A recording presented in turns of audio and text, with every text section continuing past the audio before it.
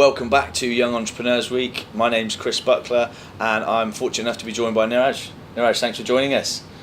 What got you into the property sector? What attracted you to it?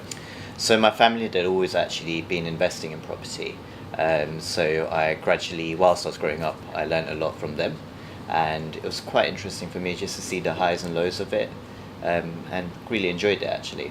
Okay, so when you say investing, were they doing flips, HMOs, what were they? Well, they were doing a multitude of things. So some of them were flips, they were doing redevelopments as well, HMOs, so I learned a lot from them. You must have done, right? Yeah. Wow, okay. So what does your business do now? So Rafe Estates, what we do now is source properties for investors. Okay. And that's to stop people putting money into a bank and earning very little interest. So we try to educate them and push them to invest in property rather than leaving their money in the bank, basically. Okay, and how long have you been doing that for?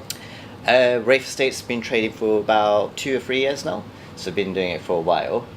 So originally started investing myself whilst I was young, gradually became really good at it. A lot of people were asking, what are you doing nowadays? And kind of grew from there and I sort of commercialised the aspect of it. Okay, perfect. So in 3 years then, you've gone from new company to where you are now. That's correct. What advice would you give to any young entrepreneurs, certainly that want to get involved in property? I say go for it. Go for it. Go for it, definitely.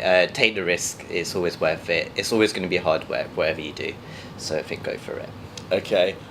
Remove your limiting beliefs, don't let anything hold you back, all that good That's stuff. correct. Perfect. Yeah. How do you, so if someone's bordering on whether to do something or not, what would be the go, no-go decision? How would you judge that? Well, always take an informed decision. Don't just kind of jump into the deep end. Look into it. There's a lot of resources online now. You can research it on Facebook. You've got Property Tribes. You've got loads of resources that you can actually go to. So do your research. Ask people questions. You'll see in the property world a lot of people are interested in actually helping each other, Yeah. which is really good to see. So ask questions and people will help you. Okay, so if you're going to make the jump, I think what young entrepreneurs have got that the older generation didn't have is, like you say, unlimited resources. Go and make an educated choice, and then if you still feel it's the right thing, jump into it. Okay, Definitely. perfect. Can you tell me about a time you've maybe failed forward in the last 3 years, or a lesson learned you can pass out to anyone watching? Definitely. So when it comes to actually renting out properties, which is an aspect of my business that we do as well, when it comes to renting out properties, it's really important to vet people, and I'll suggest vetting people, making sure you know who that person is. Don't just take face value for things.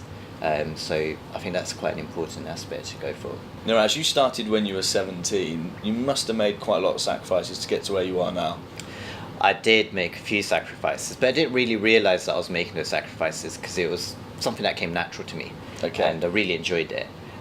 So where I feel like I did make sacrifices, I think they were worth it at the end of the day. Okay, so and how did you not get lured into them though? So you're 17, people are out partying, getting up to no good, having the time of your life. You obviously chose to go down a different route. How did you stop a kind of temptation or going down that route? Well, I don't really think it was stopping your temptations. I believe that I did obviously enjoy myself as well at the same time. But I guess I just had that focus.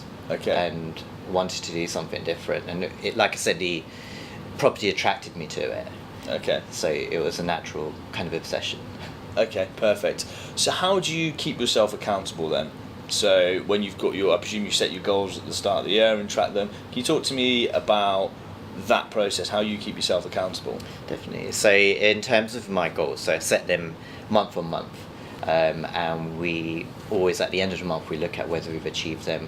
What do we actually need to do if we haven't achieved them, what do we actually need to do to make sure we can accomplish them? So I think it is really important to set goals, and keep on reviewing them. And how much time would you say you spend on the planning or goal setting as opposed to the doing in the business? Because I think that's always a hard challenge when setting something up. Definitely. I think it's more about baby steps. So setting a goal, doing baby steps, reviewing it, baby steps again until you actually accomplish it. So I'd probably say we spend about, it's difficult to set an exact figure, but probably about a week setting goals and then reviewing them probably like once a week. Okay, fine. What would the nugget be to succeed? I would say there's a lot of competition out there. And again, coming back to the internet, you've got a wide variety of resources that you can go to for help. and it's important to make sure you're doing something the correct way, and legally as well.